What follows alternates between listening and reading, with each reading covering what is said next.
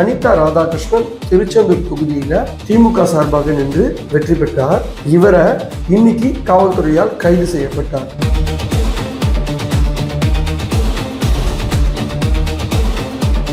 நீதியரசர் என்ன சொல்றாருன்னா, ஒரு தமிழக முதல்வரை அவர் பதவிக்கு கூட ஒரு மரியாதை இல்லாம தனிப்பட்ட முறையில அவரையும் அவரோட இணைத்து மற்றவங்களையும் பொதுவெளியில இப்படி அநாகரிகமான முறையில பேசியது மிகப்பெரிய குற்றம். இதுக்கு நான் பெயில் தரமாட்டேன் அப்படின்னு சொல்லி பெயிலை இன்னைக்கு டிஸ்மிஸ் பண்ணிட்டாரு.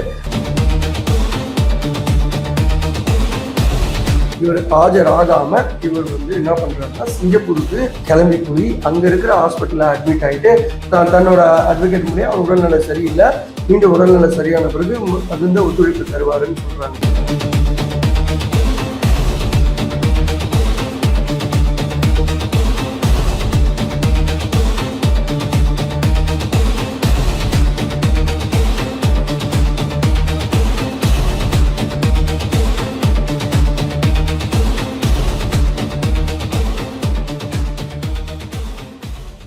வணக்கம் HKS வாய்ஸ் மீடியா நேயர்களே. இன்னைக்கு காணொலியில நம்ம 2 விஷயங்களை பார்க்க போறோம். அது ரெண்டுமே திமுக கட்சியை சேர்ந்த முன்னாள் அமைச்சர்கள். அந்த 2 பேர்ல ஒருத்தரை கைது பண்ணிட்டாங்க, இன்னொருத்தர் சிங்கப்பூர் ஹாஸ்பிட்டல்ல போய் அட்மிட் ஆயிட்டாரு. யார் அந்த 2 பேர், அதோட முழு பின்னணி என்ன அப்படின்றத இந்த காணொலியில பார்க்க போறோம். முதலாவதாக அனிதா ராதாகிருஷ்ணன் திருச்செந்தூர் தொகுதியில திமுக சார்பாக நின்று வெற்றி பெற்றார். இவரை இன்னைக்கு காவல்துறையால் கைது செய்யப்பட்டார். எதுக்காக கைது செய்யப்பட்டார் அப்படின்றத கொஞ்சம் டீட்டெயிலா நம்ம பார்த்துருவோம். ஏன் இவரை கைது செய்யணும் அப்படின்னு இவ்வளவு மும்முரமா இருந்தாங்க ஆளுங்கட்சி அப்படின்ற விவரத்தையும் நம்ம இந்த காணொலியில பார்க்கிறோம். சோ இன்னைக்கு பாத்தீங்கன்னா திருச்செந்தூர் தொகுதி திமுக MLA திரு அனிதா ராதாகிருஷ்ணன் அவர்கள் ஆத்தூர் தேர்வு நிலை பேரூராட்சியில ஆய்வு பண்ணிட்டு இருக்கும் போது காவல்துறையினர் அங்க போயிருந்தாங்க. போயிட்டு அவரை கைது செய்யப்பட்டார் இல்லையா? சரி, இந்த வழக்கு சம்பந்தமா இவர் முன்ஜாமீன் கேட்டிருந்தாரு. சென்னை உயர்நீதிமன்றத்துல இன்னைக்கு பாத்தீங்கன்னா நீதியரசர் திரு இளந்திரையன் அவர்கள் முன்னாடி இந்த வழக்கு வந்துச்சு. அப்போ நீதியரசர் என்ன சொல்றாருன்னா, ஒரு தமிழக முதல்வரை அவர் பதவிக்கு கூட ஒரு மரியாதை இல்லாம தனிப்பட்ட முறையில அவரையும் அவரோட இணைத்து மற்றவங்களையும் பொதுவெளியில இப்படி அநாகரிகமான முறையில பேசியது மிகப்பெரிய குற்றம். இதுக்கு நான் பெயில் தரமாட்டேன் அப்படின்னு சொல்லி பெயிலை இன்னைக்கு டிஸ்மிஸ் பண்ணிட்டாரு. டிஸ்மிஸ் பண்ண அடுத்த 90 நிமிஷத்திலேயே பாத்தீங்கன்னா அவரை காவல்துறையினர் கைது செய்தாங்க. சரி, இது கைது செய்யக்கூடிய அளவுக்கு ஒரு மிகப்பெரிய தீவிரம் வாய்ந்த ஒரு வழக்கா அப்படின்னு கேட்டா இல்ல அப்படின்னு தான் மறுக்க முடியும். ஏன் அப்படி கேட்டீங்கன்னா, சோ இதுக்கு முன்னாடி பாத்தீங்கன்னா இதுக்கு முன்னாடி மறைந்த செல்வி ஜெயலலிதா தமிழக முதல்வராக இருந்தவங்க, இவங்க ஆட்சி காலத்துல பாத்தீங்கன்னா கிட்டத்தட்ட RS பாரதி அவர்கள் மேல இந்த மாதிரி வழக்கு 16 வழக்குகளும் திரு MK ஸ்டாலின் அவர்கள் மீது, முன்னாள் முதல்வர் அவர்கள் மீது கிட்டத்தட்ட 40 வழக்குகள் மேல போட்டாங்க. ஆனா எப்பவுமே இந்த மாதிரி வழக்குல எந்த முந்தைய அரசாங்கமும் கைது செய்யல அப்படின்றதுதான் நம்மளுடைய வாதம். சரி, அப்படி இருக்க எதுக்காக இப்படி ஒரு கைது செய்யணும், இப்படி ஒரு தீவிரம் அடைஞ்சாங்க அப்படின்னா, இந்த பர்டிகுலரா இந்த கைதுக்கு பாத்தீங்கன்னா CM ஆபீஸ்ல இருந்தே பாத்தீங்கன்னா தீவிரமா கண்காணிச்சாங்க அப்படின்னு சொல்லப்படுது. சோ அதுக்கு முன்னாடி எதனால இவர் கைது செய்யப்படுறாரு, என்ன காரணத்துக்காக வழக்கு பதியப்பட்டது அப்படின்றத நம்ம பார்த்துருவோம். ஸோ ஒரு திருச்செந்தூர் தொகுதியில பாத்தீங்கன்னா ஒரு பொதுக்கூட்ட மேடையில இவர் ரொம்ப ஆக்ரோஷமா பேசுறாரு. அதாவது தமிழக முதல்வர் என்ன சொல்றாரு அப்படின்னா, இவரோட பதவியேற்பு விழா, அதாவது முதலமைச்சராக பதவியேற்பு விழா மே 10ஆம் தேதி நடைபெற்றது இல்லையா? அன்றைய தினம் இவரோட பதவியேற்பு விழாக்கு ஏன் உங்க மனைவியும் மகன் வரல அப்படின்ற முறையும், அதே போல திரு ஆதவ அர்ஜுனா அவர்களை பாத்தீங்கன்னா லாட்டரி மாஃபியா அப்படின்றது நீ வா போ அப்படின்ற அடிப்படையிலையும் அவரையும் கடுமையா திட்டினாரு. அதே போல திரு புஷி ஆனந்த் அவர்களை பாத்தீங்கன்னா சீட்டுக்கு 5 கோடியிலிருந்து 2 கோடி பணம் வாங்கிட்டு சீட்டு கொடுத்தியே அப்படின்னும், கஞ்சா வித்தவங்களை எல்லாம் உங்க கட்சியில சிக்கிறீங்க, இந்த மாதிரி ஒரு தனிப்பட்ட முறையில பலவாறு பேசினாரு.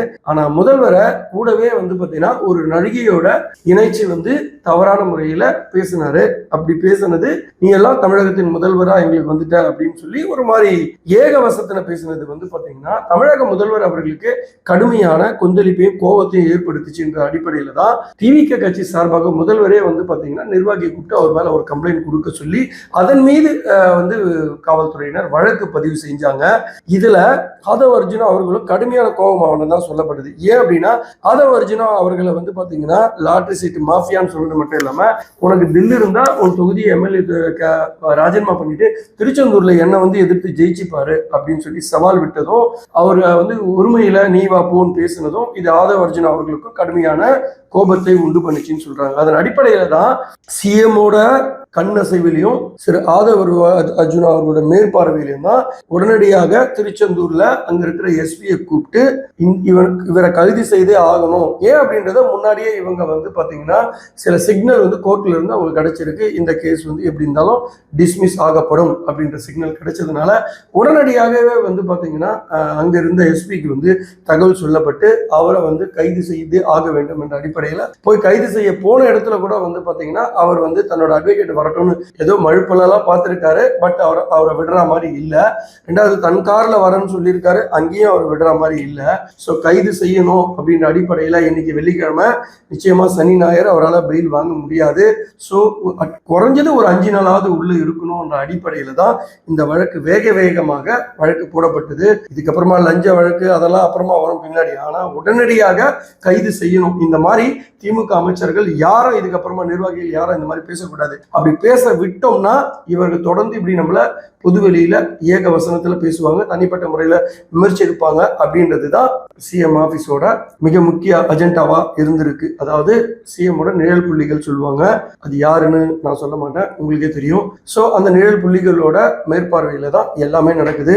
இதை விட்டா அடுத்தது ஒவ்வொருத்தரும் இது மாதிரி கிளம்பி வருவாங்க திமுக இருந்து அப்படின்றதுனால ஒவ்வொருத்தரையும் அடிக்கணும் அப்படின்றதுதான் இவங்களோட ஐடியா. சோ அதன் அடிப்படையில தான் நடந்தது. இதனாலதான் ஒவ்வொரு அமைச்சரா யாரெல்லாம் திமுகவுக்கு முக்கிய பலமா இருக்காங்க இவங்க எல்லாரையும் அடிக்கணும் அப்படின்றதுதான் எய்ம். அதை 1 by 1 டார்கெட் பண்ணிக்கிட்டே இருக்காங்க. அந்த அடிப்படையில தான் வந்து பாத்தீங்கன்னா திரு ஏவா வேலு முன்னாள் அமைச்சர், அதாவது பொதுப்பணித்துறை அமைச்சரா இருந்தவர், அவர் வீட்டுல சமீபத்துல வந்து லஞ்ச ஒழிப்புத்துறை சோதனை நடத்தினாங்க. இந்த சோதனையில எதனால இந்த சோதனை நடத்தப்பட்டது அப்படின்னா போடாத ரோடுக்கு போடப்பட்டதா வந்து கணக்கு காட்டினதன் அடிப்படையில தான் இவர் வீட்டுல வந்து பாத்தீங்கன்னா லஞ்ச ஒழிப்புத்துறை சோதனை பட்டாங்க. இவரோட வீடு, ஆபீஸ், தெரிஞ்சவங்க வீடு அடிப்படையில 10 பேர் மீது வழக்கு பதிவு செய்யப்பட்டது. அந்த ஒப்பந்ததாரர்கள், அதாவது இன்ஜினியர்ஸ், இந்த மாதிரி எல்லாருமே சேர்த்து ஒரு 10 பேர் மீது இந்த வழக்கு போடப்பட்டது. இந்த வழக்கு போடப்பட்டதுக்கு மூலகாரமா இருந்ததே வந்து அறப்போர் இயக்கத்தை சேர்ந்த திரு ஜெயராமன் வெங்கடேஷ் அவர் தான் காரணம். ஸோ அவர் தான் வந்து இந்த விஷயத்தை வந்து பொதுவெளியில் எடுத்துட்டு வந்தது. ஸோ அந்த அடிப்படையில் இந்த வழக்கு பதிவு செய்யப்பட்டு இந்த வழக்கின் அடிப்படையில் நிறைய ஆவணங்கள் வந்து வீட்டில இருந்து எடுத்துட்டு போனாங்க. ஸோ அது கூடவே ஒரு ரொக்கமா ஒரு 40 lakhs பணத்தையும் வந்து கையோட எடுத்துட்டு போனதாக சொல்லப்படுது லஞ்ச ஒழிப்புத்துறையினால். சரி, இந்த விஷயத்துக்கு அப்புறமா அவருக்கு ஒரு சம்மன் அனுப்புறாங்க. இந்த சம்மனுக்கு ஆஜராகணும்னு சொல்றாங்க. ஆனா இவர் ஆஜராகாம இவர் வந்து என்ன பண்றாருன்னா சிங்கப்பூருக்கு கிளம்பி போய் அங்க இருக்கிற ஹாஸ்பிட்டல்ல அட்மிட் ஆயிட்டு தன்னோட அட்வொகேட் மூலியம் அவர் உடல்நிலை சரியில்லை, மீண்டும் உடல்நிலை சரியான பிறகு தகுந்த ஒத்துழைப்பு தருவாருன்னு சொல்றாங்க. சரி, நம்மளோட கேள்வி என்ன அப்படின்னா, ஒருத்தர் வெளிநாட்டுக்கு போறாருன்னா காவல்துறை என்ன பண்ணிட்டு இருக்கு? அவருக்கு சம்மன் அனுப்பியாச்சுன்னு நல்லா தெரியும். அவர் வந்து அடுத்தது கார்னர் செய்யறாங்க, கைது செய்ய போறாங்கன்னு சொல்லி இங்க இருக்கிற உயர் அதிகாரிகள் அத்தனை பேருக்கு தெரியும். இந்த விஷயங்களை எல்லாம் அவருக்கு பாஸ் பண்றாங்க. அவரை அரெஸ்ட் பண்ணிடுவாங்கன்றது அவருக்கே நல்லாவே தெரியும். சோ இங்க இருந்தா நம்மள விட மாட்டாங்கன்னு சொல்லி சிங்கப்பூர் போறாரு.